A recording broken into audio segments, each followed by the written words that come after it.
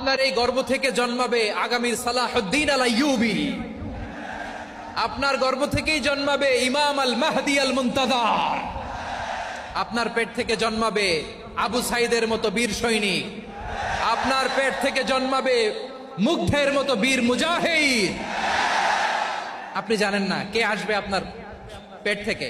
সময়টাকে কাজে লাগান, ইসলামকে বুঝেন, মানেন, আমাদের ইসলামিক লেকচারগুলো শোনেন।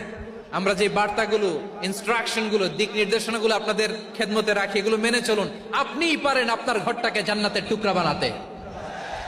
একটা family, it's a very big institution and you are the MD, the managing director of this institution. চিল্লায় বলেন ঠিক কিনা? চাইলেই পারেন ঘরটারে জান্নাতের টুকরা বানাতে।